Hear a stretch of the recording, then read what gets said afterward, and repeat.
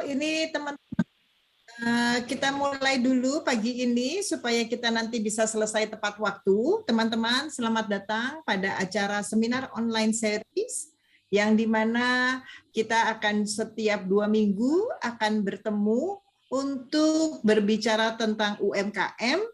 Kali ini berjudul Pemasar Tangguh, Penjualan Tumbuh, dan memperluas network. Jadi ini UMKM tentang pemasaran tangguh, penjualan tumbuh, dan memperluas networking. Nah, topik-topiknya sangat menarik karena ada 3 narasumber untuk 2 minggu ke depan. Hari ini kita akan bertemu dengan Paul Petty, sarjana hukum. 2 minggu ke depan kita akan bertemu dengan Dr. Triwarsono, dan 2 minggu kemudian atau sebulan dari hari ini kita akan bertemu dengan Dr. Zahara Roni. Jadi silakan dicatat yaitu hari ini 9 Oktober, nanti 23 Oktober, dan nanti terakhir 6 November.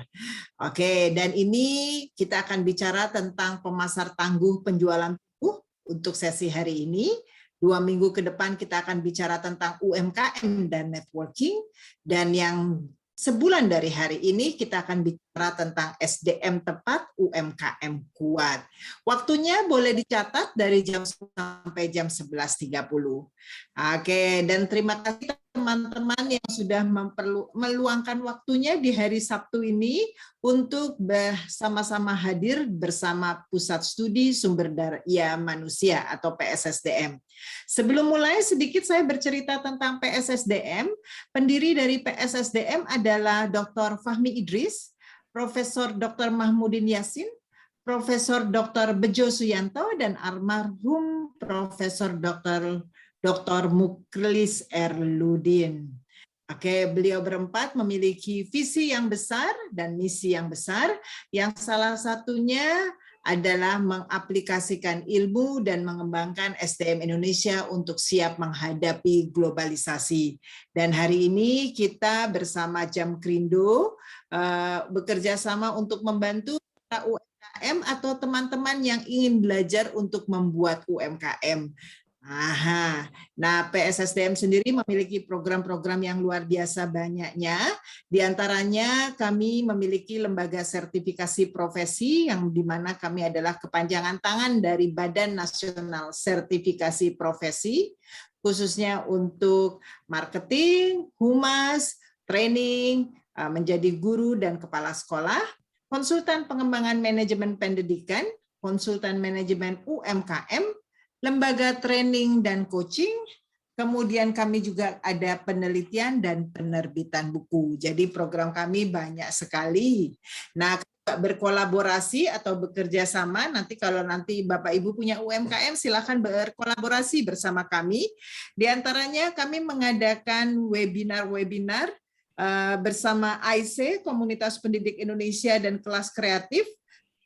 Kami berkolaborasi untuk memperkenalkan digital tools. Jadi teman-teman yang ingin belajar, ini ada tiap hari Sabtu. Kita sekarang ini kita adakan 1 bulan sekali. Ya, kemudian juga penerbitan buku yang terakhir kita ada buku kurikulum ngumpet dan Reaching Dream Through International School.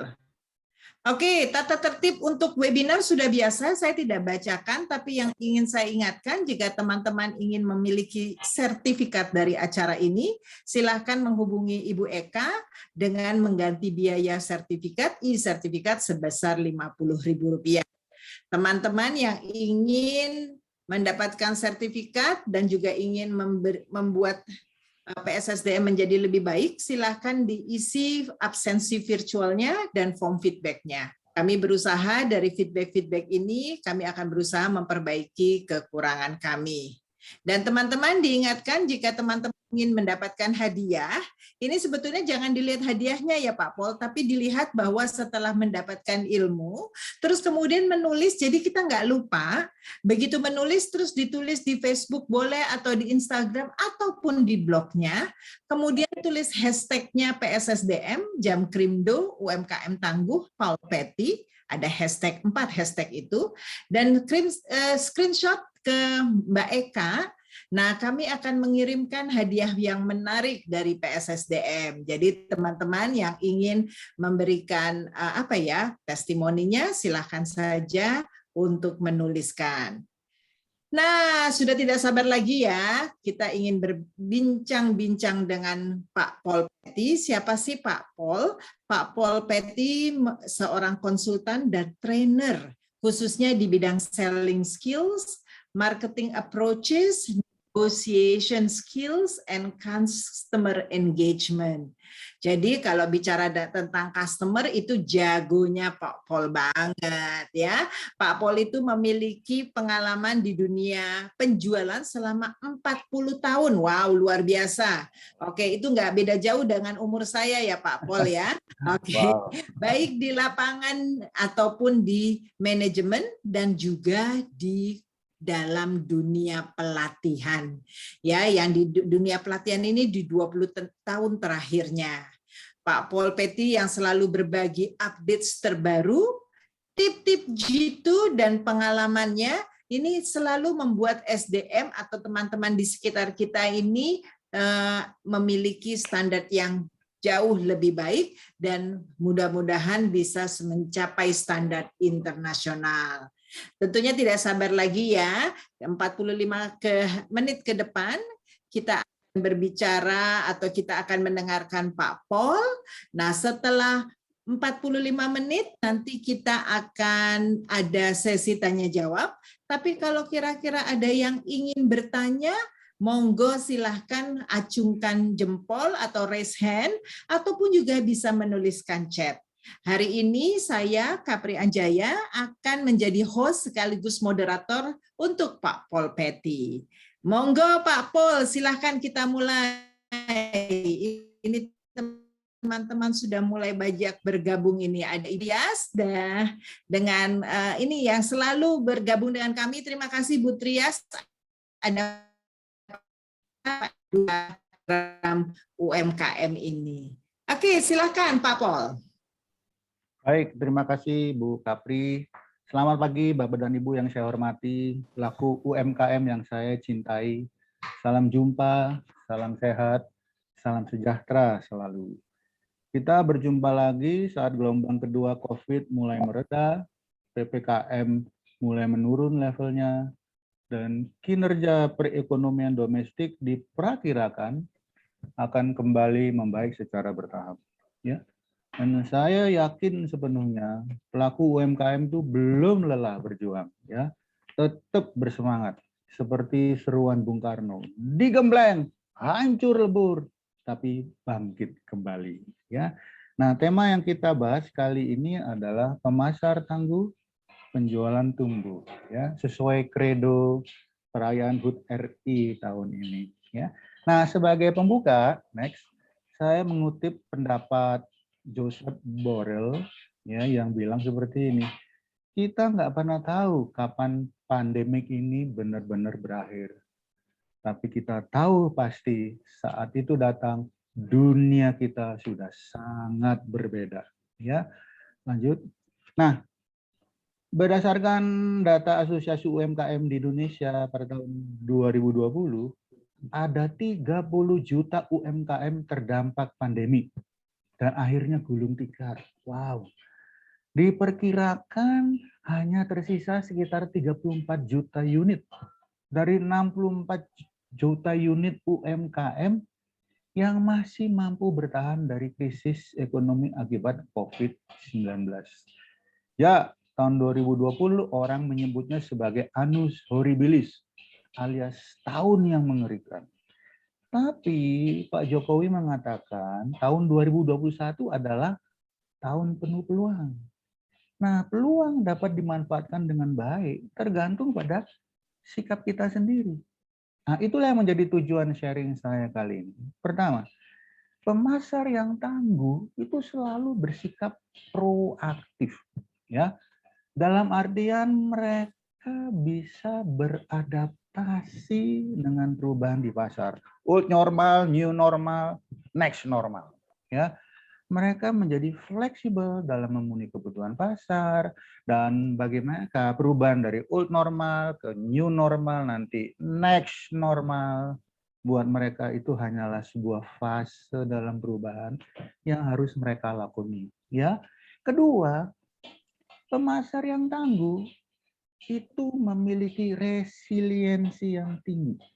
Apa itu resiliensi ya? Nah, Kompas pernah melakukan survei ini ya mengenai resiliensi masyarakat Indonesia dalam menghadapi COVID. Nah, menurut Kompas, resiliensi adalah kapasitas psikologis individu untuk bangkit kembali dari kesulitan, ketidakpastian atau kegagalan.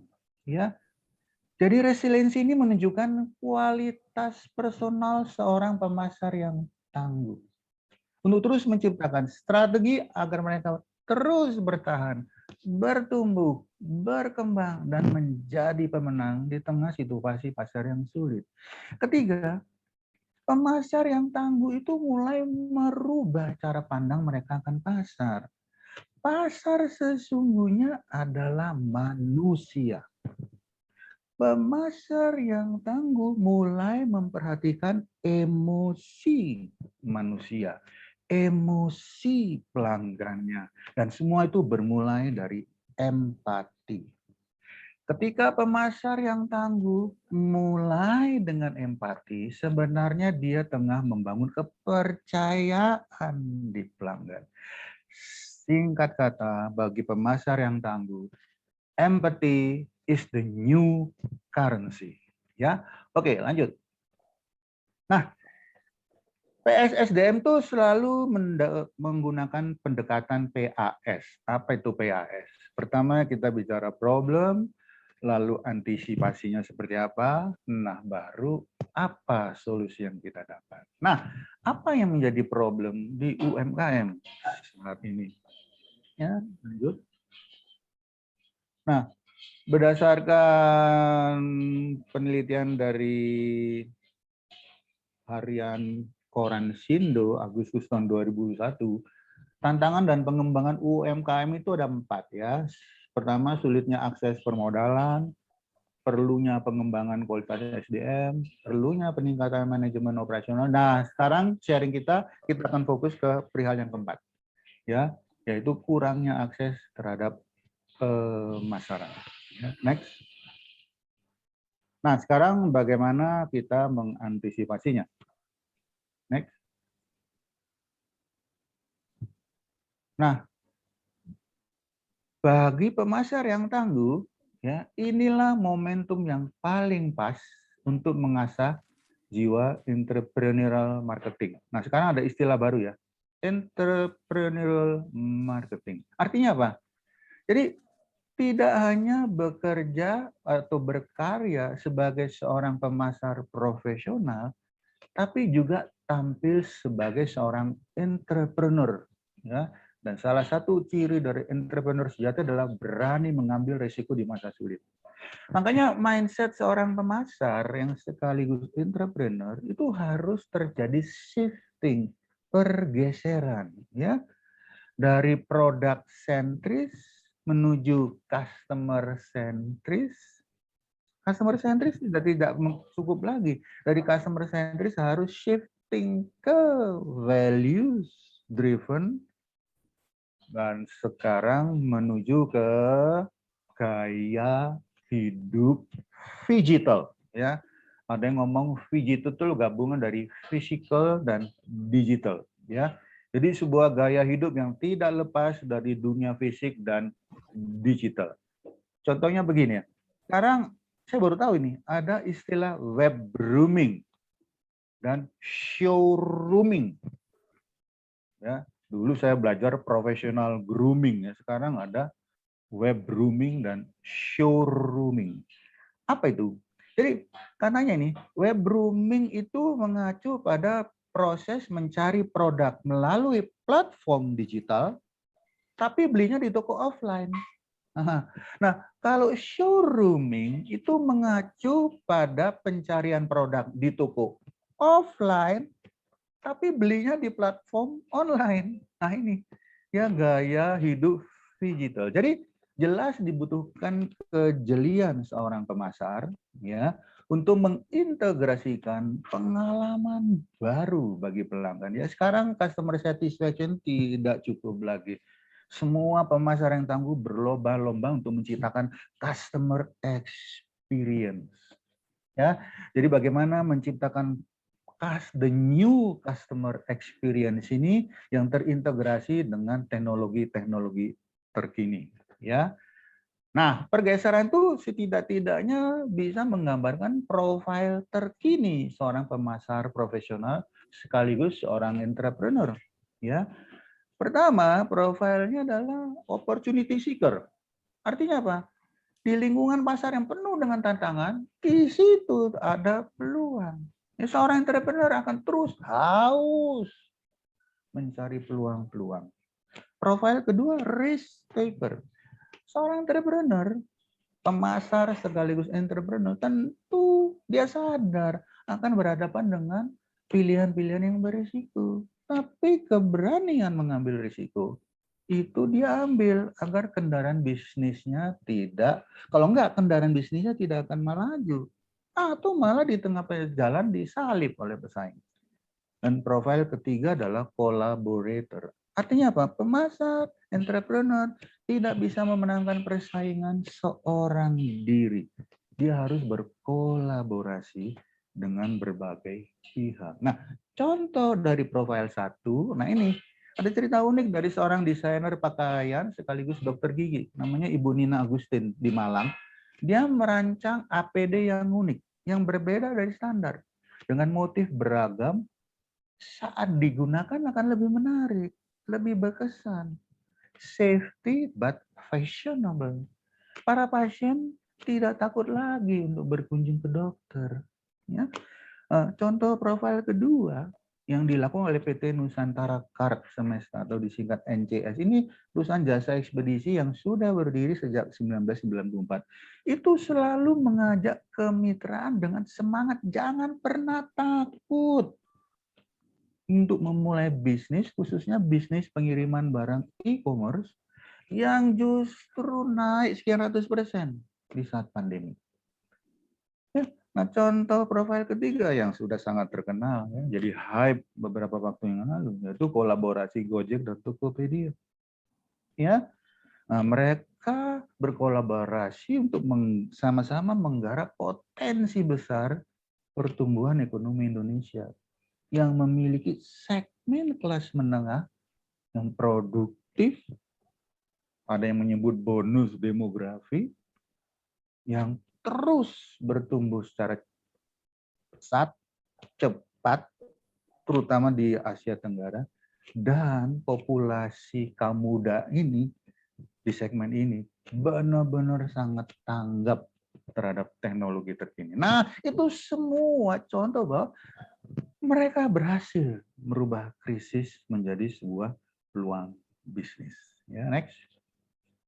Nah, sekarang solusi apa yang bisa diberikan setelah kita mengetahui problemnya, setelah kita mengantisipasinya dengan mind shifting, ya, menjadi pemasar sekaligus entrepreneur. Nah, solusinya apa?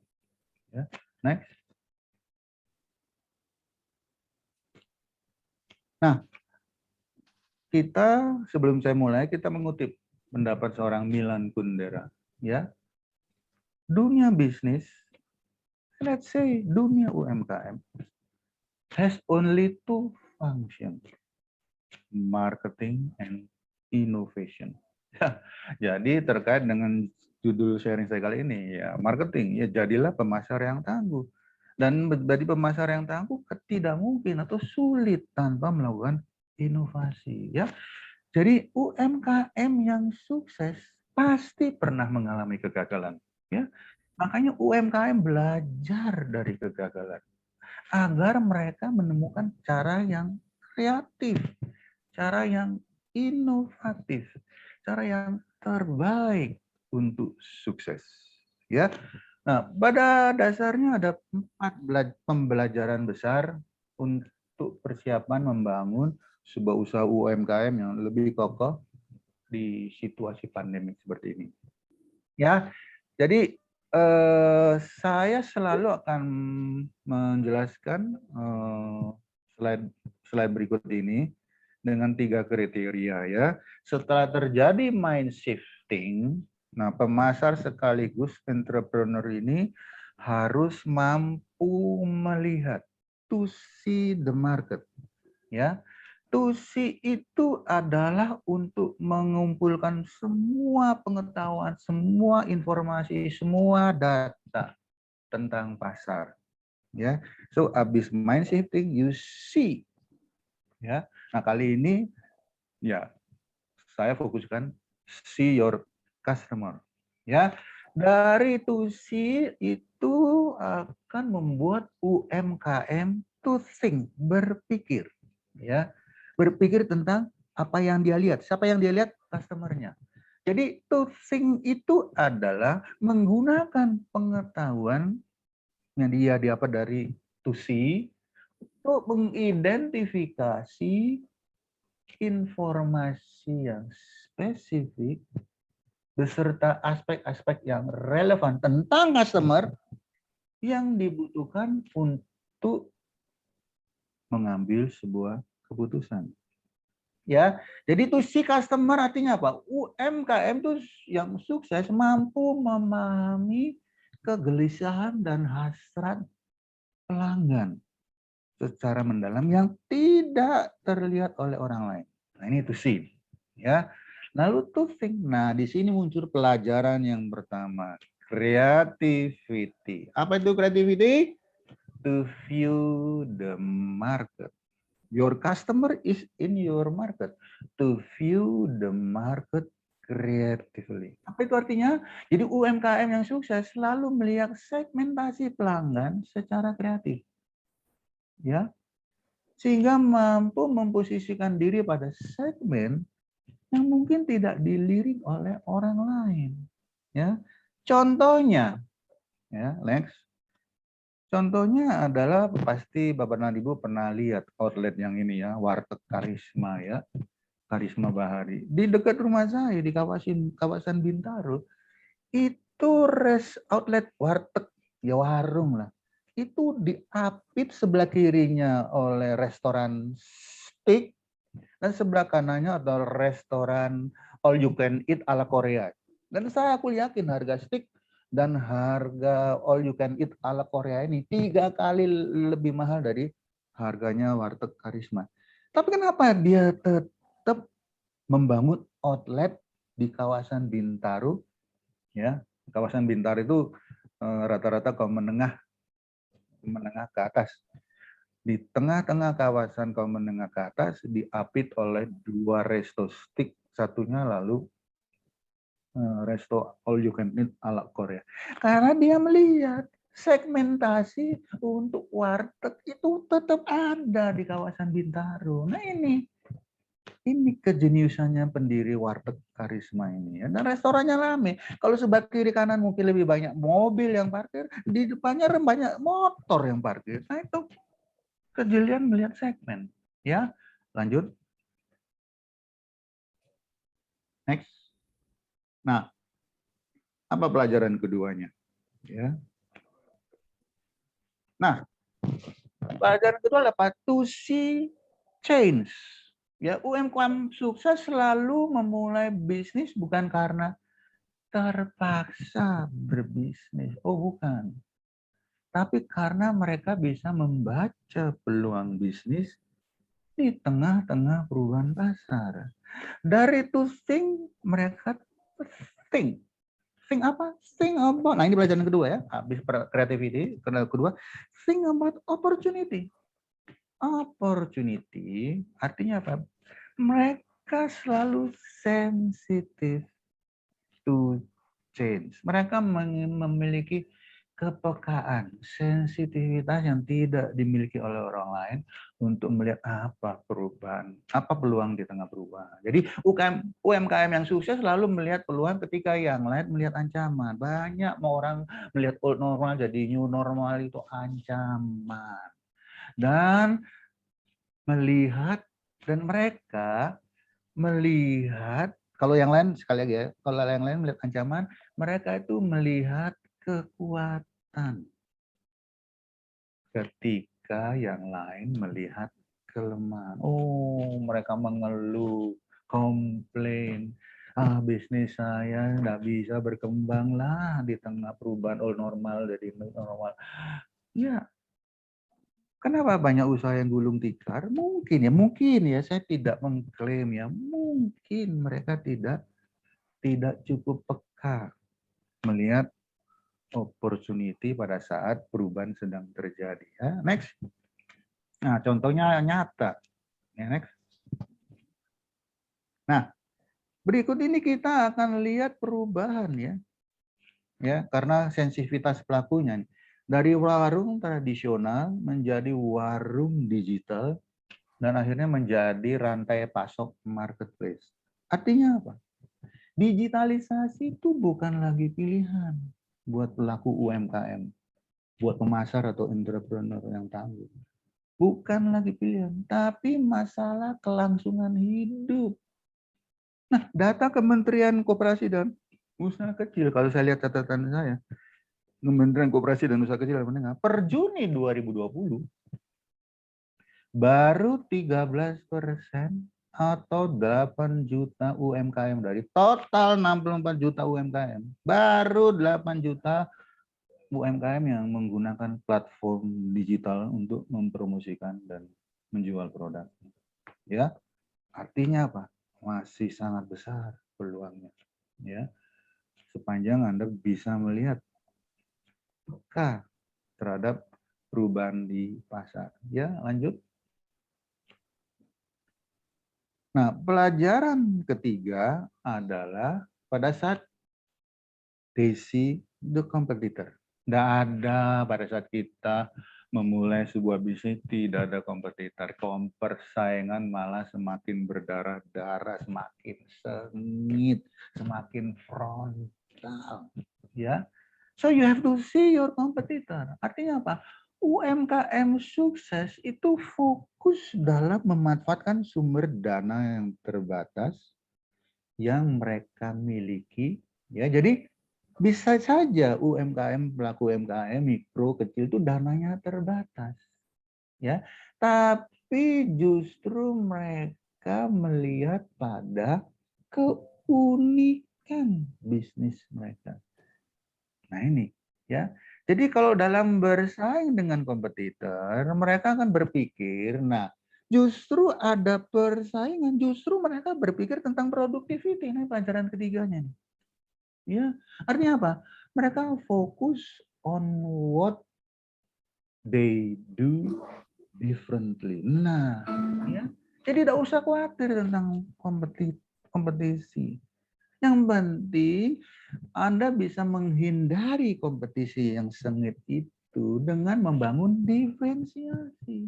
Mencoba menjadi berbeda. Tak usah selalu menjadi yang terbaik. Mulai dulu menjadi yang berbeda. Sesuatu yang berbeda, unik akan selalu diingat. Ya. Nah, contohnya adalah apa? Next. Contoh nyatanya adalah, nah warung itu bisa selalu menjadi lebih modern dan lebih produktif dengan menggunakan layanan-layanan produk-produk digital. Jadi warung jual sembako bisa juga menjual layanan digital. Bisa juga melayani layanan wholesale atau grosir. Bayangkan, juga bisa melakukan layanan finansial. Kenapa? Karena warung ini memanfaatkan aplikasi yang disediakan oleh usaha startup digital yang menjadi penggerak bagi UMKM lokal untuk meningkatkan skala bisnisnya. Nah ini, seperti yang tadi saya bilang, kolaborasi.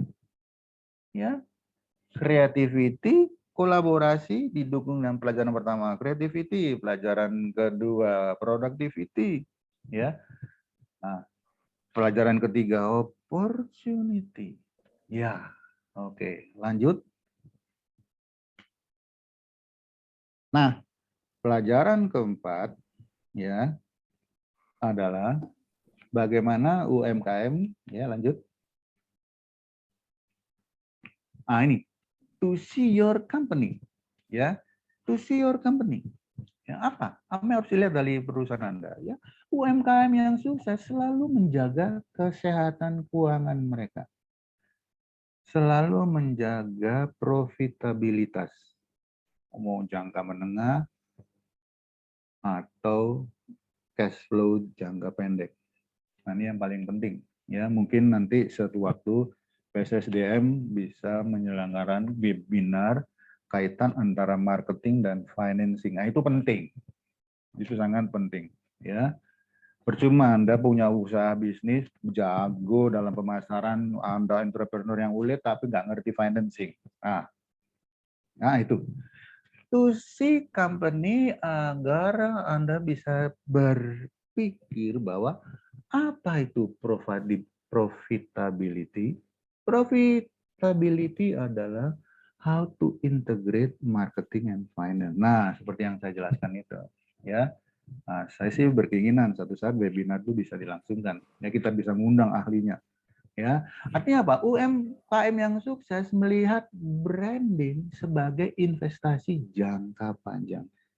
Ya, jadi profitability itu bisa saja jangka menengah, cash flow itu jangka pendek. Ya, tapi branding Anda harus invest dalam membangun brand awareness Anda, ya, yang akhirnya berbicara jangka panjang. Jangka panjang terutama karena apa? Dalam jangka panjang Anda bisa meningkatkan daya tarik merek Anda. Itu ada kesalahan tik ya. Daya tarik merek pelaku UMKM. Ya, nah ini 4 pelajaran besar ya setelah kita membuat mind shifting ya. Lanjut. Lanjut. Nah, ini saya kasih contoh ya berdasarkan survei dari Gojek ya. Gojek itu kan sebagai salah satu pendukung platform digital yang mendukung UMKM agar terus melaju ya. Nah, Gojek ini membagi, saya lihat catatan saya ya, Gojek ini membagikan sejumlah temuan menarik berdasarkan data internal mereka di tahun 2020 ya, yang diprediksi akan tetap menjadi tren usaha bagi UMKM di 2021 ya. Nah, beberapa di antaranya adalah ya, Anda lihat gambar kiri atas itu, Gojek memprediksi bahwa tren usaha kuliner rumahan itu meningkat. Ya, selain kuliner rumahan juga dessert box dan rice bowl diprediksi akan menjadi primadona ya di tahun 2020.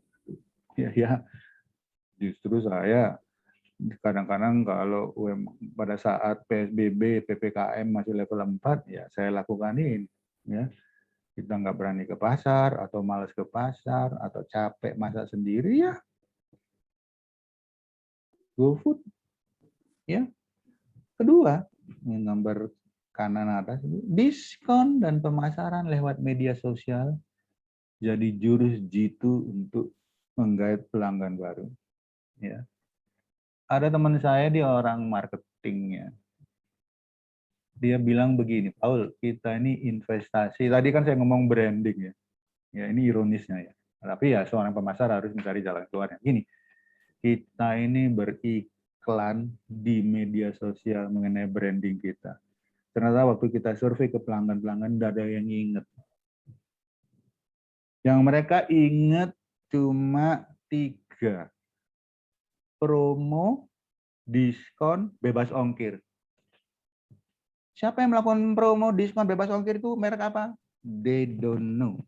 Yang penting mereka mencari promo, diskon, bebas ongkir.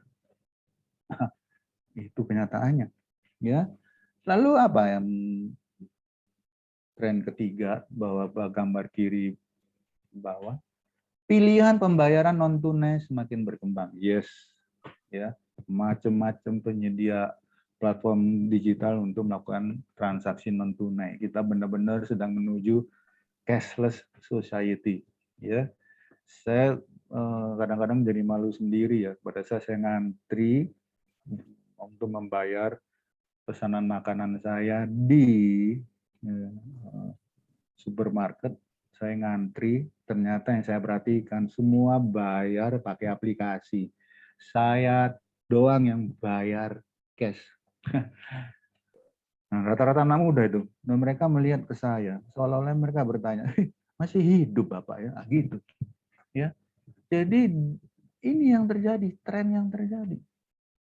Ya, nah, saya yang paling malu juga pada saat saya ke restoran, ya di Sentul situ ya, untuk jalan-jalan sebentar untuk lepas dari rutinitas terkungkung di rumah karena COVID. Saya mampir, saya duduk di table, saya panggil waitersnya, Pak, daftar menunya mana? Waiternya teriak dari jauh, di atas meja Pak. Saya lihat, nggak ada Pak, di atas meja Pak. Sama sekali nggak ada brosur apapun. Terus dia teriak lagi, lihat kiri, bagian kiri bawah di meja. Saya lihat di bagian kiri bawah, iya, ilah. Barcode untuk melihat QR code. barcode untuk melihat menu. Di zaman generasi saya kan harus lihat menu, buka, baca satu-satu. Nah ini, ya. Dan yang keempat, nah ini yang paling penting, ya. Komunitas itu berperan penting untuk meningkatkan kompetensi Anda sebagai seorang pemasar dan entrepreneur yang tangguh. Nah, ini temuan Gojek yang mungkin bisa jadi pembelajaran buat kita. Ya, lanjut.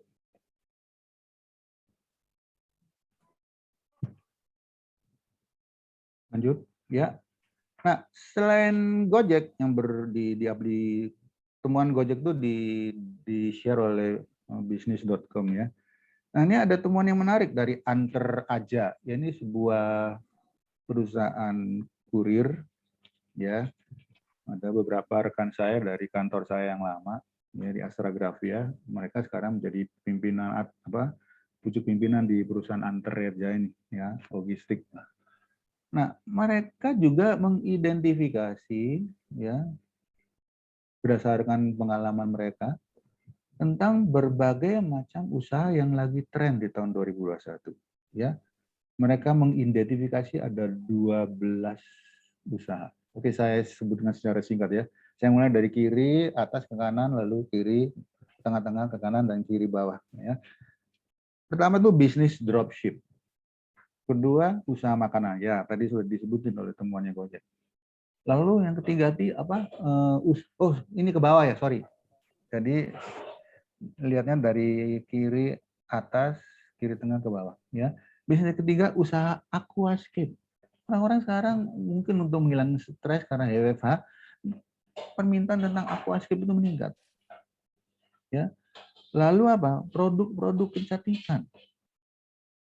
Ya, di rumah, bekerja di rumah itu bukan berarti tidak harus make up. Ternyata ini temuannya. Ini produk-produk kecantikan laku. Ya, yang lagi tren juga, ini pasti kita kenal, kita mengalami senyatanya usaha kopi kekinian. Ya, banyak sekali brand kopi yang judulnya unik, terkadang nyeleneh, tapi itu menggambarkan bahwa jenis kopi sekarang bukan seperti generasi baby boomers ngopi. Ya. Lalu 8 usaha pet shop. Nah, ini jelas di lingkungan saya itu ada berapa usaha pet shop dan mereka nggak tutup ya. Berarti mungkin untuk menghilangkan stres mungkin perlu ya memelihara kucing, ya, memelihara iguana. Buktinya laris sih, ya selama masa pandemi. Ya, dan yang juga nggak kalah seru usaha snack kekinian. Ya, sekarang snack kan macam-macam, jenisnya, judulnya, ingredientsnya. Usaha laundry sepatu. Lucu ya, orang nggak kemana-mana tapi laundry sepatu. Nah, tapi ini kenyataannya, ya, usaha produk-produk fashion. Nah, cantik tapi nggak fashionable. Walaupun di rumah saja, lucu kan? Tapi ini peluang berdasarkan survei dari Anter Aja, ya. Karena mereka sering Mungkin mereka sering mengirim, kan mereka perusahaan logistik, itu mereka sering mengirim produk-produk ini menuju ke alamat-alamat customer. Dan terakhir ya kita udah tahu, tetangga kiri kanan saya itu usaha frozen food. Nah, jadi ini semua beberapa pilihan buat Anda agar Anda bisa melihatnya secara kreatif, secara produktif, melihat selalu ada opportunity dan selalu bisa mendapatkan sebuah profitability, ya. Nah, ini kata kunci untuk pemasar sekaligus entrepreneur yang tangguh, ya. Oke. Slide berikutnya juga tadi saya akan kasih juga contoh yang nyata, ya. Nah, ini contoh yang nyata dari banyak pelaku UMKM yang omsetnya meroket di masa-masa pandemi dengan memilih jalur offline atau jadi YouTuber, ya. Aduh, saya lupa mama ibu ini, dia sangat terkenal, ya, karena dia share resep makanannya sambil praktek di YouTube dan dilaksanakan oleh ribuan ibu rumah tangga, ya. YouTube-nya pada saat masak apa aja banyak sekali followernya. Ah, ini jadi mau pakai jalur offline seperti Jago Coffee itu Anda nggak perlu ke coffee shop, dia pakai sepeda listrik, bawa kopi, diseduh di sepeda listrik itu langsung dihidangkan di halaman rumah Anda. Atau laundry, ya. Nah, ini semua pakai jalur offline, pakai jalur YouTube, dan pakai jalur e-commerce, ya. Berdasarkan survei dari majalah SWA tahun ini, jago-jago e-commerce itu salah satunya Madu Urai ini, atau tas kekinian, ya, yang mereknya Gabek ini, ya. Jadi kalau mereka sukses besar, ini contoh nyata. Tadi trennya apa, sekarang contoh nyatanya pelaku-pelaku. Ya, next, kalau mereka bisa sukses besar, sejatinya, nah saya pakai istilah dari PON Papua, orang bisa, kita juga bisa sukses seperti yang mereka alami. Dengan apa? Nomor satu, be a better marketer. Jadilah pemasar yang tangguh. Orang bisa. Dengan apa? Pilihan kedua, become a better seller agar penjualan tetap tumbuh. Ya, nah ini tidak ada yang tidak bisa. Ya, yang penting Anda tahu, ya, strateginya. Nah, kalau untuk kita sekarang masuk ke penjualan, ya, tadi pemasaran, kan jadi pemasaran nggak bisa menjual ya repot. Jadi penjual tanpa pemasaran ya juga repot dua kali malah. Nah, kalau untuk menumbuhkan penjualan kita harus melihat peta digital Indonesia terkini, ya. Lanjut. Nah, ini data menyebutkan, ya kita baca bareng-bareng lah. Data menyebutkan ada 195,3 juta jiwa atau 96,4%, ya, yang mengakses internet lewat perangkat mobile berjenis smartphone. Nah, ya. Nah, itu dia, ya. Jadi penduduk Indonesia ini 195,3 juta itu mengakses internet dengan perangkat mobile, smartphone lagi, ya. Data berikutnya adalah apa? Nah, ini yang paling penting, ya. Rata-rata pengguna internet mobile tersebut, ya, berusia antara 16 sampai 64 tahun. Bayang range umurnya. Dan menghabiskan, nah ini dia, ini yang jadi opportunity buat Anda kalau Anda bergerak di online. Menghabiskan waktu 5 jam sampai menitnya di survei, 5 jam 4 menit setiap hari untuk mengakses internet. Dari waktu 24 jam, tidur mungkin 6 jam, kerja 8 jam, sisanya berinternet ria. Makanya katanya begini, di masa pandemik ini kasus perceraian meningkat. Mungkin gara-gara suaminya kebanyakan internet, bukan berkomunikasi sama istri. Mungkin lah. Udah habis di waktu kerja, waktu internet, ya. Berarti teman saya mengeluh suaminya itu sibuk terus sama YouTube. Nah, oke. Nah, ini kisah sampingannya ya. Tapi ini data. Kalau Anda mau meningkatkan penjualan, Anda harus melihat data ini. Nah, sekarang banyak pertanyaan dari teman-teman sales saya. Pada saat pelanggan sudah go digital, go virtual, mereka nanya sama saya, apakah face-to-face selling dead? Apakah penjualan tatap muka sudah mati? Nah, saya bisa menjawabnya. Ya, next. Penjualan tatap muka belum mati. Tapi yang terjadi adalah terjadi blending. Nah, tadi kan saya sudah sebutin gaya hidup physical dan digital. Ya, dari temuan Josiane Fegon, ya, risetnya dia menyatakan bahwa tahun 2020 itu 85% interaksi antara penjual dan pembeli itu terjadi secara online. Ya, apa kanal yang paling menjadi favorit dari customer? Yaitu social media dan video call. Nah ini, kalau Anda mau jualan, meningkatkan penjualan, Anda harus perhatikan data-data ini. Ya, kalau tidak, ya penjualan bukannya naik, ya, mendatar atau menurun atau Anda akan hilang, ya, dilibas perubahan. Jadi sekali lagi berita baiknya, penjualan tatap muka belum mati. Tapi kita kalau mau jualan harus blending nih antara physical ketemu langsung dengan pelanggan, face to face selling, atau digital atau virtual selling, ya. Nah, virtual selling tolong gunakan kanal-kanal sosial media atau video call. Nah, sekarang ini kita sedang menggunakan kanal video call. Ya, video call melalui aplikasi Zoom, ya. Nah, di penjualan secara virtual itu ada dua jenis komunikasi, ya. Catatan gua ada komunikasi yang sinkronus. Apa itu komunikasi sinkronus? Artinya apa? Penjual dan pembeli sepakat untuk berkomunikasi pada saat yang bersamaan. Nah, seperti saya dan Anda sekarang. Ini disebut komunikasi sinkronus melalui media video call dengan menggunakan aplikasi Zoom.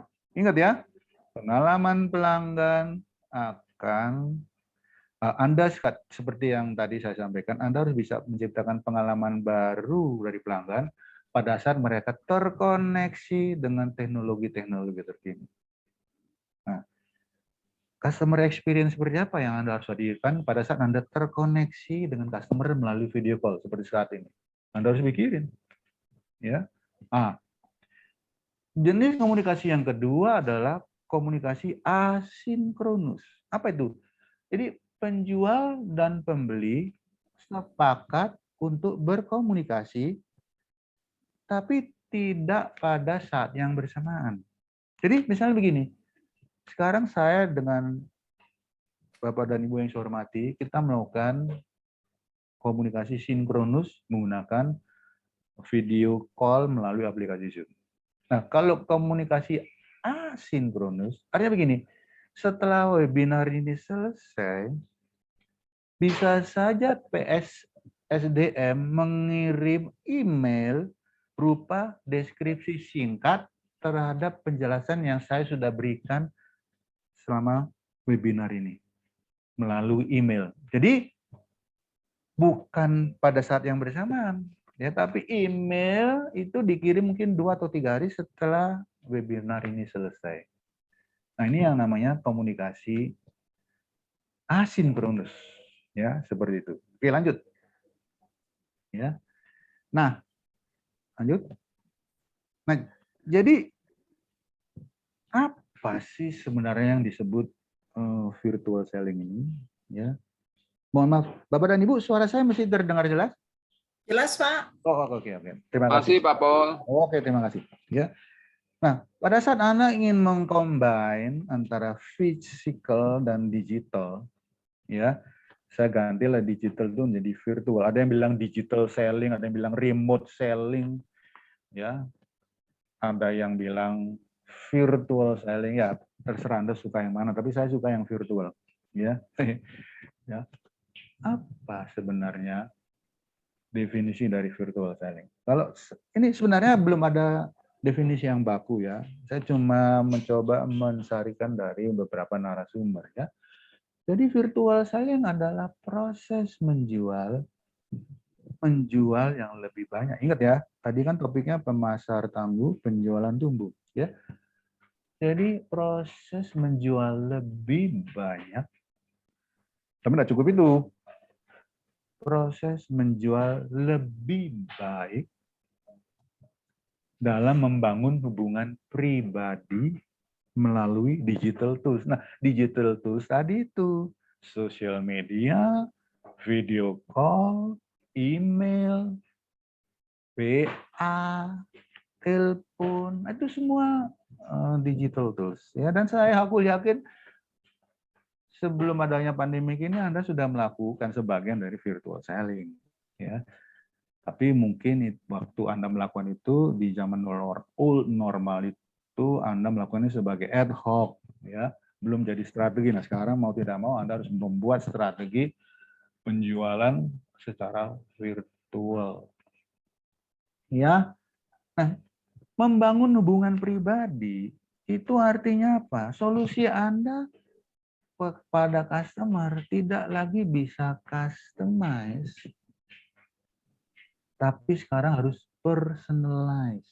Nah, solusi yang personalize ini adalah bagian dari menciptakan pengalaman pelanggan yang baru pada saat mereka terkonek, terhubung dengan Anda melalui teknologi digital.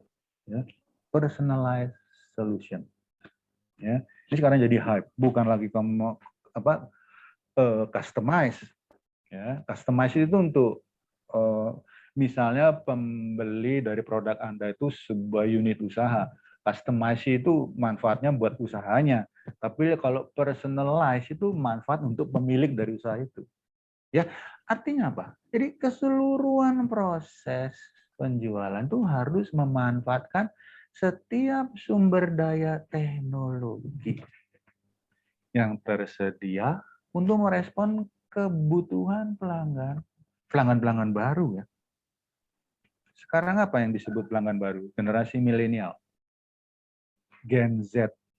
Generasi milenial, data terbaru, kalau saya tidak salah ya, dari BPS, 70% dari tenaga kerja di Indonesia adalah generasi milenial. 1-2 tahun ini adik-adiknya mulai masuk di lapangan kerja. Gen Z. Nah ini, ya.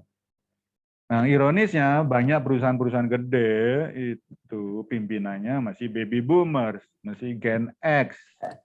Makanya sering terjadi communication gap antara top level dengan di bawahnya. Ya, nah, tapi itu jadi pembahasan tersendiri lah next time. Ya, oke. Jadi the technology drive the selling process. The technology drive the selling process. Akibatnya, nah ini yang penting. Akibatnya batas-batas saat ini antara pemasaran, penjualan, dan layanan pelanggan, ya, customer service nih, antara marketer, seller, dan customer service tidak boleh ada lagi. Kita tidak bisa lagi bekerja berdasarkan silo. Ya, saya selalu bilang dalam banyak company kita ini baru sama-sama kerja, belum kerja sama. Nah ini karena apa? Bersama-sama kerja belum kerja sama karena pikiran kita masih pemikiran silo. Ya, gua ngejar target penjualan, peduli amat target orang marketing, peduli amat target orang customer service. Yang sekarang harus terjadi apa? Bagaimana Anda melakukan pertumbuhan penjualan tapi dengan memberi manfaat ke orang marketing, dengan memberi manfaat ke orang-orang customer service. Ya, jadi virtual selling ini ada satu konsep yang bilang begini, ya, VCO konsep. Artinya apa? Di dunia virtual Anda tetap visible. Embuh itu apa sih bahasa Indonesia ya? Embuh. Walaupun Anda menggunakan media sosial media atau video call seperti saat ini, atau phone call, atau WhatsApp, ya, yang penting Anda tetap visible di dunia digital. Nah, visibility ini harus ditambah dengan credibility Anda sebagai seorang pemasar yang tangguh dan sebagai seorang penjual yang ingin penjualannya tumbuh. Ya, visibility ditambah credibility itulah yang akan menghasilkan sales opportunity. Ya, tambahan sedikit dari saya sebelum saya masuk slide terakhir.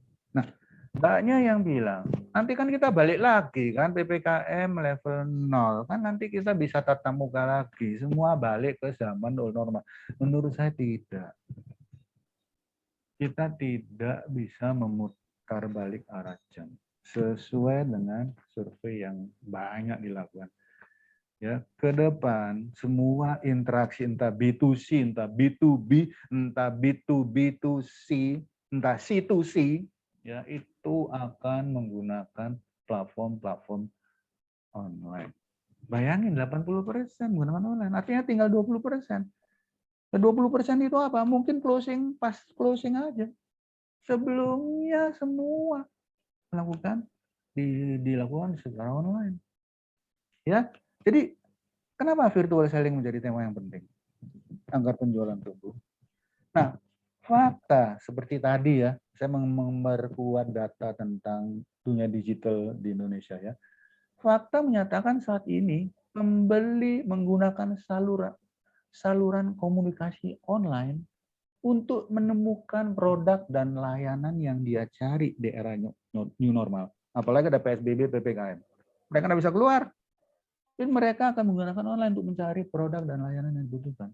Dan mereka merumuskan kriteria pembelian dan membuat keputusan pembelian secara online. Nah itu makanya di saat go digital, go virtual, adanya pelanggan-pelanggan milenial, apa dampaknya buat seorang penjual? Ya, dampaknya para sales profesional harus berada di tempat di mana pembeli berada. Di dunia digital, dunia virtual. Bila tidak mau kehilangan momentum, kehilangan peluang di masa new normal. Atau nanti next normal, pasca pandemik, whatever, apapun istilahnya.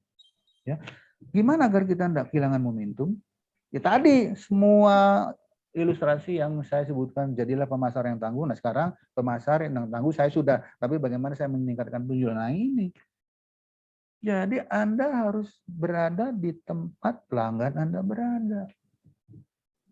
Dengan meningkatkan keterlibatan, meningkatkan interaksi, meningkatkan transaksi di platform digital. Singkat kata, kesimpulannya sederhana saja. Virtual selling is the new normal. Suka atau tidak suka, mau atau tidak, sadar atau tidak, atau Anda akan kehilangan segala momen. Ya, lanjut. Oke, nah, ini slide terakhir saya. Ya, mudah-mudahan waktunya masih ada. Ya. Jadi saya menggunakan istilah the new integrated selling process. Tapi kalau Anda lihat di kiri atas, itu ada tulisan to improve. Nah, tadi waktu kita bicara tentang pemasar yang tangguh, kita kan bicara dua hal ya. To see, mengumpulkan pengetahuan, dan to think, menggunakan pengetahuan untuk mengambil keputusan. Nah, sekarang yang ketiga, yang terakhir. Jadi, to see and to think itu pada saat Anda menjadi seorang marketer, jadi seorang pemasar. Tapi to improve, Itu pada saat Anda menjadi seorang seller. Jadi, to improve di sini adalah apa? Meningkatkan kreativitas, meningkatkan inovasi, meningkatkan fleksibilitas, meningkatkan proses pembelajaran, meningkatkan pengalaman, pengetahuan. Ini semua peningkatan ini berdampak pada penjualan. Ya. To improve with the new integrated selling process. Nah, saya bilang integrated karena apa ya? Tadi itu integrasi antara physical dan digital. Satu. Kedua, ya, tolong diklik aja. Ya. Klik satu kali klik. Nah, terus maksud saya 3 kali klik. Ya, ketiga. Nah, integrasi antara marketing, selling, dan servicing. Ya. Nah, saya selalu memperkenalkan model penjualan yang sederhana untuk pelaku UMKM yang namanya free. Ya. Free solution selling. Ya, free solution selling itu adalah sebenarnya integrated selling process itu, physical, digital, mengintegrasikan antara marketing, selling, dan service. Ya, tolong lagi 3 kali klik. Ya, 3 kali klik, tolong. Ya, ya, oke. Nah, tadi kan saya sudah bilang bahwa membaca peluang itu tergantung dari sikap kita. Nah, di sini yang saya maksud mengintegrasikan sikap being smarter, perilaku ya, sikap, perilaku atau kebiasaan, being smarter, being faster, and being better. Ya, pada saat kita menjalankan seluruh proses penjualan ini. Ya, jadi proses penjualan pada saat Anda menjadi marketing, di situ sebenarnya Anda sedang menciptakan peluang. Pada saat Anda selling, di situ Anda sedang mengelola peluang-peluang bisnis Anda.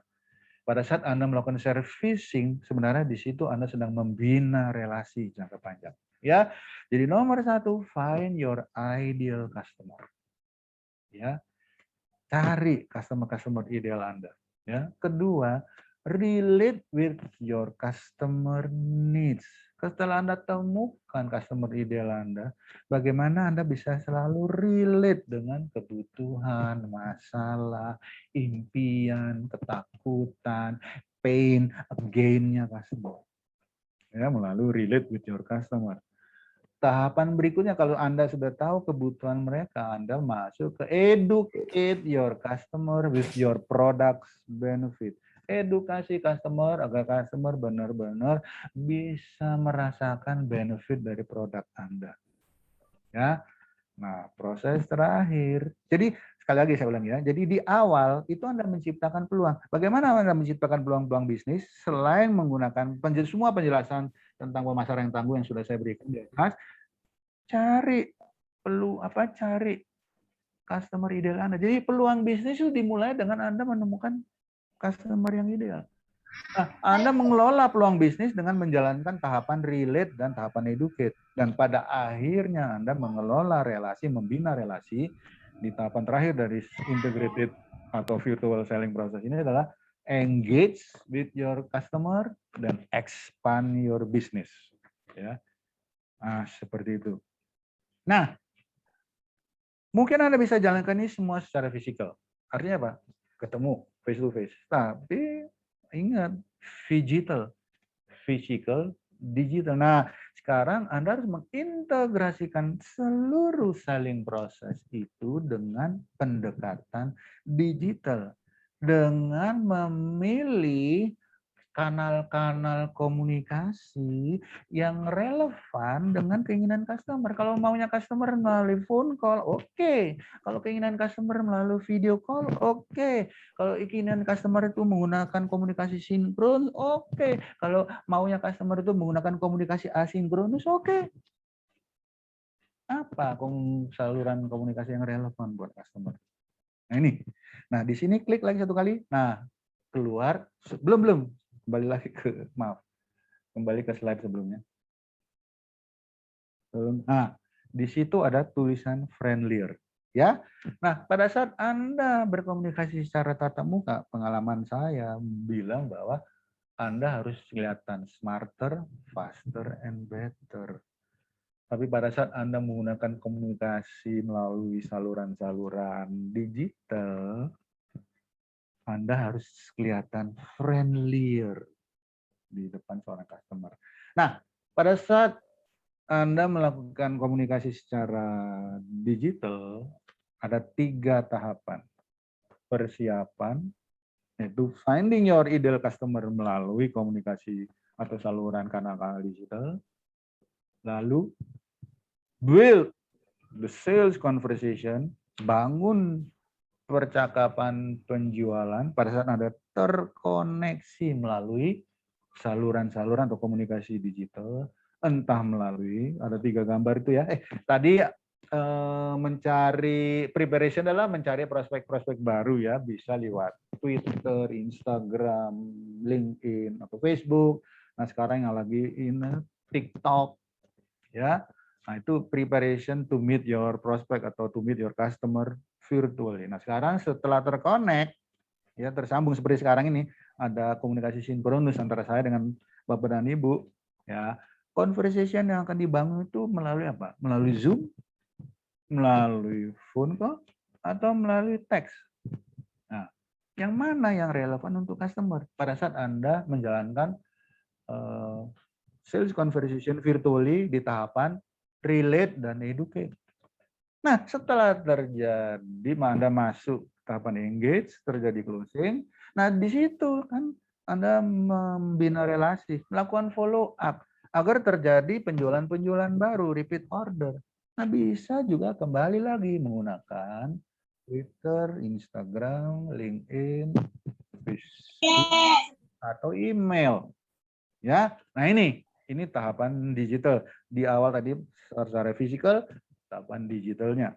Dan terakhir adalah analyze customer experience. Ya, nah kan tadi saya sudah bilang, Anda harus bisa menciptakan pengalaman-pengalaman baru bagi pelanggan pada saat mereka terkoneksi dengan saluran-saluran digital. Oke, nah, slide terakhir. Akhirnya kita sampai ke slide terakhir. Nah, the customer experience is the next competitive battleground.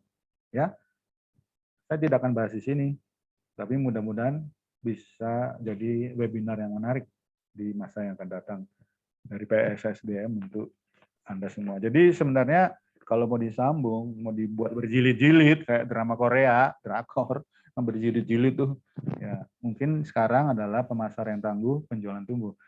Berikutnya adalah integrating marketing dan financing. Berikutnya adalah how to create the new customer experience. Oke, sekian penjelasan dari saya. Terima kasih atas perhatian yang sudah diberikan. Saya kembalikan ke Bu Kapri. Oke, terima kasih Pak Pol, senang sekali. Ayo teman-teman kita beri jempolnya dulu untuk Pak Pol karena saya merasa dapat manfaat pagi hari ini dan tentunya kalau teman-teman merasakan manfaat yang sama, silakan memberikan jempolnya. Habis ini kita akan ada acara tanya jawab 20 menit ke depan. Tapi sebelum tanya jawab, saya ingin foto bersama dulu karena tadi ada yang meminta saya untuk undur diri karena ada waktu dan lainnya. Jadi teman-teman bisa membuka videonya berkenan supaya saya bisa melihat wajah-wajah cantiknya, supaya saya laporkan untuk Jam Krindo yang sebagai sponsor utama dari pelaksanaan webinar pada pagi hari ini.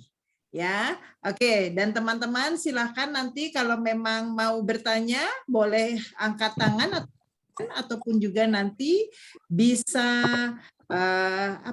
bisa menuliskan dalam chat. Oke, Mbak Eka siap untuk memfoto, silahkan. Ya, baik Ibu. Baik, ini ada 3 halaman. Saya akan foto dari halaman pertama dulu ya, Bapak Ibu. Oke, sebentar Bu. Baru nyala ini nih. Oke, sebentar. Baik, halaman pertama akan saya foto 1, 2, 3. Sebentar. halaman kedua, 1, 2, 3.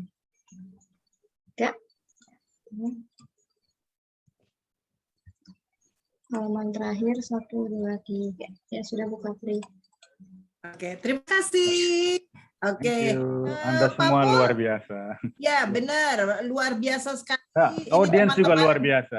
Walaupun saya Ya nggak benar. sempat lihat wajahnya satu-satu, tapi I have the sensing bahwa Ya Anda itu luar biasa. ada Dr. Agus, Dr. Zahara sudah hadir dia bersama-sama kita. Silakan. Ada Pak Sutisna. Silakan kalau ada yang ingin bertanya, monggo. Tapi saya tadi mau mengatakan Pak Pol. Jadi masif ini sudah berlangsung ya, Pol ya. Jadi kita harus ada contohnya sudah. Betul. Kita harus benar merubah cara kita berpikir supaya kalau kita memang mau menjadi UMKM yang handal, cara berpikir mulai berbenah diri dulu dari cara berpikir kita. Yang kedua nanti ini yang saya dapat ya, kalau kita marketnya bagus, kita pasti akan be a better seller, jadi penjual yang bagus. Kita marketer setelah tahu marketing kita, tahu pelanggan kita, kita tetap harus melakukan penjualan, tapi tidak lupa memberi servis yang di bagian yang terintegrasi, tidak bisa dipisah-pisahkan. Ini menarik sekali, karena biasanya perusahaan-perusahaan itu memiliki bagian marketing sendiri, seller sendiri, dan customer service sendiri. Ternyata ini harus menarik sekali. Dan ternyata kita harus membuka diri dengan virtual selling.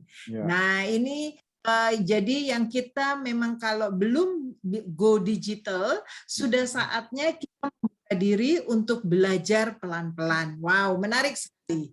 Menarik sekali Pak Pol. Teman-teman silahkan ada yang bertanya atau yang ingin mencoba untuk memastikan apakah UMKM-nya sudah berjalan dengan lancar, atau misalnya ada yang ingin ditanyakan proses selling-nya, silahkan. Ya, sambil menunggu, saya menegaskan kembali tadi monggo feedback dari Ibu Kapri. Iya, memang. Kenapa mindset yang harus dirubah? Ya, pengalaman saya bilang, kalau mindset berubah, action kita pasti berubah. Ya, kalau action kita berubah, pasti performance kita berubah. Ya, kan makanya Einstein kan bilang adalah sebuah kegilaan kalau Anda melakukan hal yang sama, tapi Anda menginginkan hasil yang berbeda. Nah, itu kegilaan namanya. Dan banyak sales yang gila, termasuk saya dulu juga masih gila. Ya, menginginkan hasil yang berbeda, tapi terjebak dalam rutinitas pekerjaan sehari-hari. Ya, rutinitas salesman itu mematikan kreativitas. Rutinitas salesman itu mematikan inovasi. Kreativitas itu apa sih? Cara berpikir. Cara berpikir kita harus berubah. Jangan lagi produk sentris, tapi customer sentris. Nah, cara berpikir akan berubah menjadi cara bertindak. Nah, jadi inovasi itu adalah cara bertindak. Sederhananya apa? Ya, tindakan action kita hari ini mestinya lebih baik dari tindakan action kita kemarin. Jadi kalau cara berpikir kita udah berubah dari produk ke customer sentris, cara tindakan kita senyatanya pada saat kita benar-benar berhadapan dengan customer, entah fisikal atau digital, kita tidak akan lagi cuma menjelaskan fitur dari produk. Kalau kita hanya menjelaskan fitur dari produk, pengalaman saya Anda masih produk sentris. Loh, customer itu bukan membeli produknya, tapi customer membeli benefit dari produk. Makanya dari produk sentris harus ke customer sentris. Anda harus jelasin fitur ini bisa membawa benefit apa buat usaha Anda, customer. Fitur ini bisa membawa benefit apa untuk kehidupan personal Anda, personalize. Jadi kreatif adalah cara berpikir, inovasi adalah cara bertindak. Tidak apa-apa kalau di banyak perusahaan masih terjadi departemen marketing, selling, dan apa service, tidak apa-apa. Yang sering terjadi terus tidak ngomong satu sama yang lain. Iya, jadi tetangga yang musuhan malah. Orang sales membenci orang marketing, orang sales menganggap remeh orang service. Ya, Ya, oke. oke. Jika ada pertanyaan, Oke. silakan. Terima kasih Pak Pol. Ya, Ini ya, ya. luar biasa sekali masukannya dari Pak Pol. Ya. Ini buat kita terus berpikir bahwa komunikasi juga penting. Ini ada pertanyaan dari Putrias. Oh, Salam ya. Pak Pol. Ya, Tadi salam. alhamdulillah sudah Salam kami jumpa. laksanakan. Ya. Ya. Oh, bagus, Terakhir, bagus. Ya. betul. Jadi saya hanya Terakhir, remind aja. Saya merimain betul. Ibu Trias saja. Ya, ini terakhir servis kami langsung terakhir nih servis kami. Sebentar, ini saya harus perbesar dulu. Oke, di sini tulis ya. Terima kasih terakhir servis kami ditambah lagi dengan free wrapping atau kartu ucapan dan lain-lain. Selain promosi, diskon bebas ongkir, tapi karena tetap cash flow mengalami figur yang kurang baik. Rasanya perlu suntikan dana atau investor. Mohon masukan sebagai data stok barang cukup banyak karena di masa pandemi ini tetap TP figure sales figure salesnya hanya 20% dari waktu yang lalu sebelum pandemi. Ini mohon advice. Jadi barang cukup banyak karena mungkin masa pandemi ini penjualannya kurang.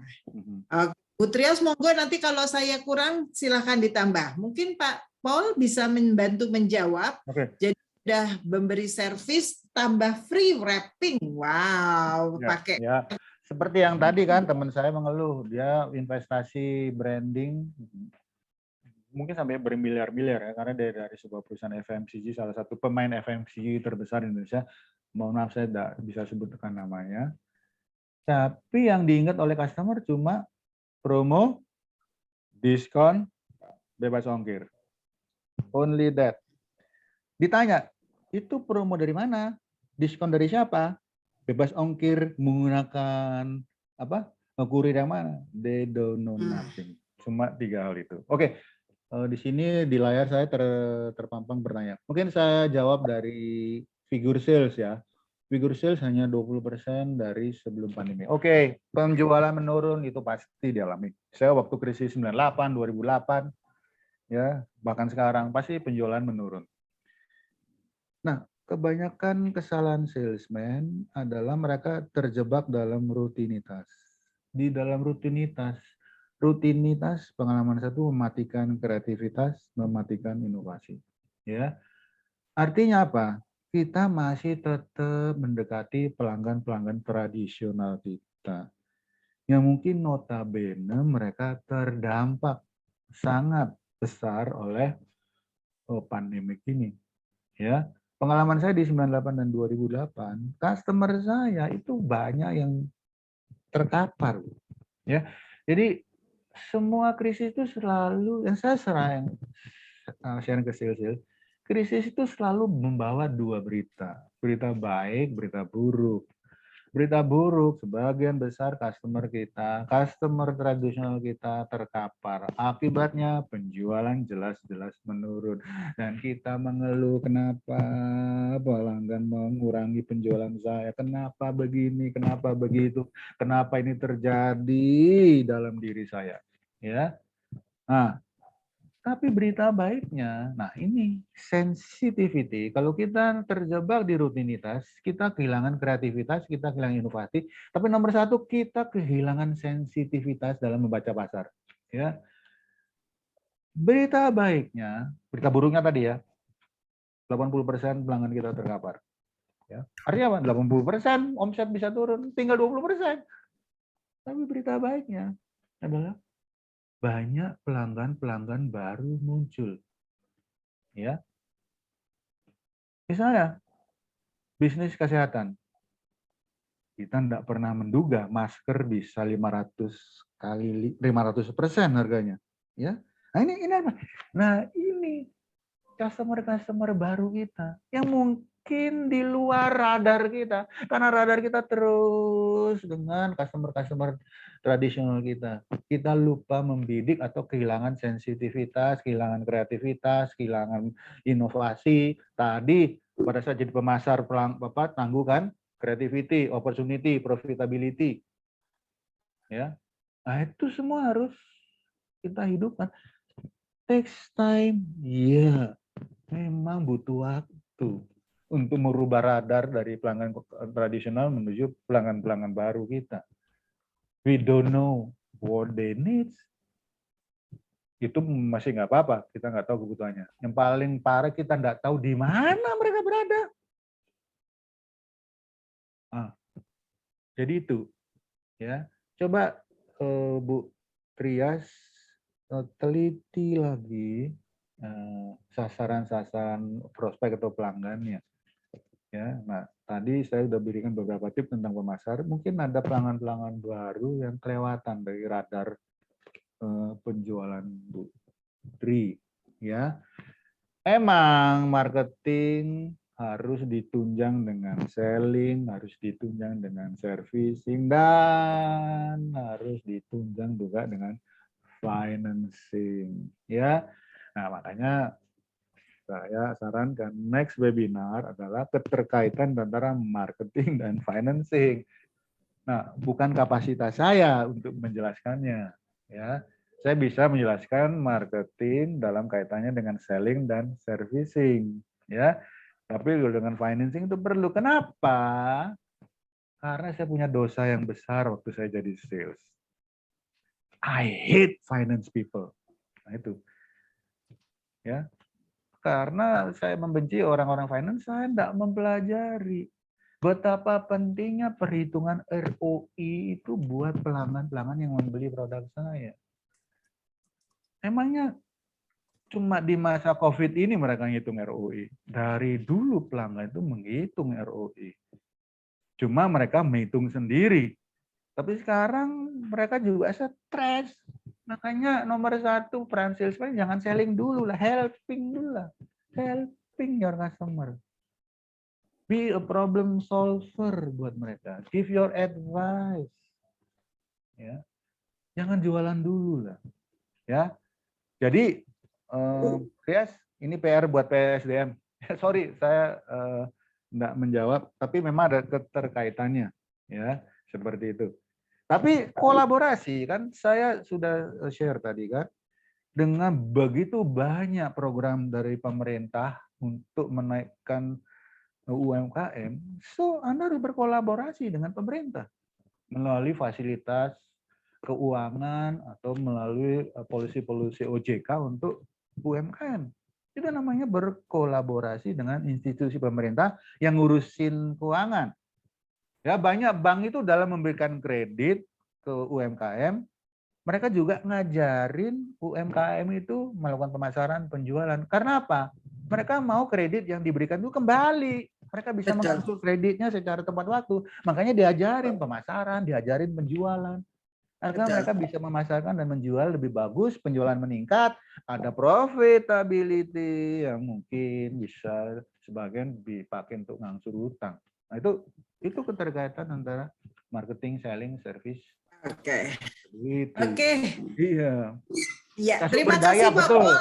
Ya, terima kasih Pak Pol. berdaya. Mudah-mudahan Bu Trias sedikit membantu dan mencerahkan. Mungkin nanti datang lagi kalau kita ada tentang marketing dan financing. Marketing dan financing. Mudah-mudahan kita coba realisasikan. Ada pertanyaan ini mungkin terakhir Pak. Ini karena kita punya 5 menit Pak Pol. Ini kalau ini banyak sekali yang dijelasin ya.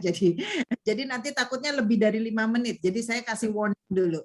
Ini ada pertanyaan dari Dr. Agus. Untuk berubah butuh waktu agar kita yakin bahwa perubahan itu memang akan membuat bisnis kita lebih baik. Tapi pengalaman sebelum new normal juga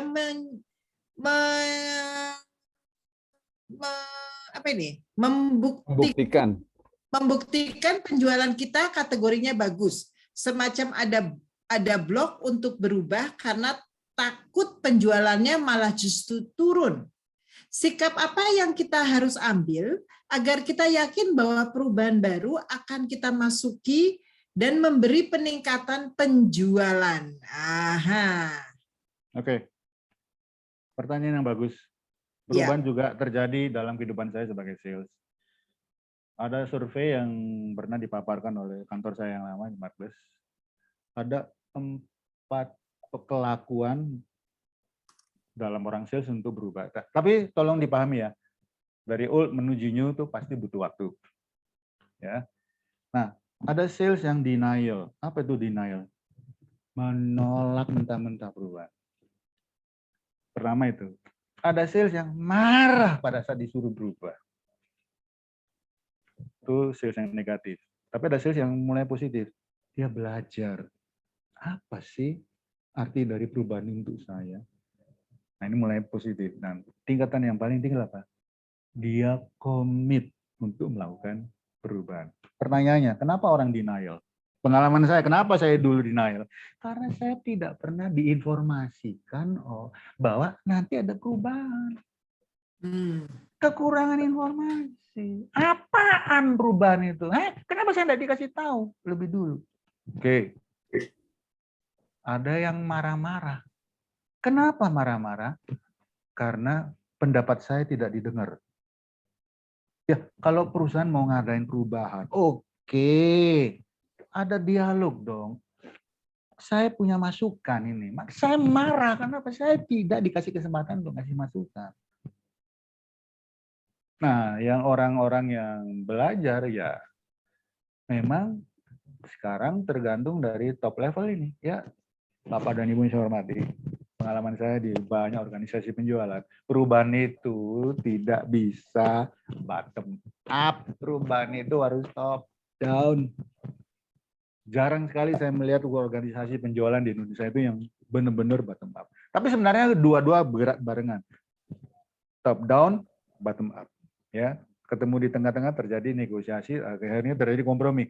Nah, orang-orang bagaimana sekarang merubah perilaku yang denial menjadi marah-marah? Bagaimana sekarang merubah perilaku yang marah-marah menjadi mau belajar? Bagaimana sekarang orang yang sudah belajar mau menerima perubahan, mau melakukan komitmen jangka panjang untuk melakukan perubahan? Ya, jadi 4 kelakuan ini nanti akan Anda temui. Denial, marah-marah. Kalau orang Jawa bilang, orang Sunda bilang miso-miso. Nah, gimana sekarang? Harus denial. Dan Anda harus mengenali orang yang denial itu ucapan-ucapannya seperti apa. Orang-orang yang marah itu ucapan-ucapannya seperti apa. Orang yang mau belajar tentang perubahan itu ucapan-ucapan apa. Statement-statement apa yang sering dilontarkan oleh mereka. Orang yang punya komitmen jangka panjang itu beda lagi statementnya. Nah, sebagai pimpinan Anda harus bisa jeli membaca, mendengar statement-statement itu pada saat Anda sebagai pucuk pimpinan. Maka dengan perubahan. Contoh terakhir, ya, saya pernah ini. Sales kumpul, ada perubahan sistem insentif. Marah salesman. Padahal belum didengar perubahannya itu apa. Nggak bisa, sistem yang malu lebih baik karena mau dirubah. Coba Bapak di posisi saya, marah. Padahal belum terjadi diskusi. Nah, ini kenapa orang marah-marah? Oke, itu aja. Oke, Pak Pol, terima kasih. Pas 5 menitnya dan waktunya sudah habis. Oke, ada pertanyaan satu dari Pak Esa, tapi mungkin kita akan jawab 2 minggu ke depan. Yang di pertanyaan Pak Esa di dalam perekonomian mikro, salah satunya UMKM, masalah tantangan yang paling banyak terjadi adalah ketersediaan sumber daya dibandingkan dengan kebutuhan pelanggan. Apakah ada ide bisnis yang tetap sustain di masa pandemi? Pak Pol, jangan dijawab, supaya 2 minggu lagi kita akan bertemu untuk membahas ini sebelum dari Pak Dr. Triwarsono yang akan bicara tentang UMKM dan networking-nya. Teman, sekali lagi terima kasih telah meluangkan hari Sabtu bersama PSSDM. Saya Anjaya selaku host dari PSSDM, dan saya mengucapkan terima kasih banyak atas kehadiran teman-teman. Terima kasih juga yang tak terhingga untuk PT Jamkrindo yang telah memberi sponsor untuk PSSDM, untuk UMKM, Dan juga yang terakhir dan yang paling saya banggakan adalah terima kasih untuk Pak Paul Petty yang dimana memberikan ilmunya dan saya sendiri merasa belajar hari ini. Terima kasih. Wassalamualaikum warahmatullahi wabarakatuh. Sampai ketemu 2 minggu ya. Sampai ketemu. Waalaikumsalam warahmatullahi wabarakatuh. Salam sukses selalu. Salam sukses selalu. Pak Pol. Terima kasih Pak Pol. Pak Esa, Bu Trias, Pak Agus, Mbak Zahara, terima kasih. Salam sukses. Salam sehat. Mahasiswa-mahasiswa ITL Trisaktiku. Oke, terima kasih. Kayaknya saya perlu kenalan sama mahasiswa-mahasiswa. Terutama mahasiswinya. Terima kasih. Makanya saya perlu izin live dulu biar bisa kenalan sama mahasiswa. Oh, Bu Tria, terima kasih banyak. Oke, terima kasih. Pertanyaan Bu Tria selalu menginspirasi saya. Betul, Bu Trias, terima kasih Bu Trias. Ditunggu 2 minggu lagi ya. Feedback yang luar biasa. Oke, salam semua, mohon izin.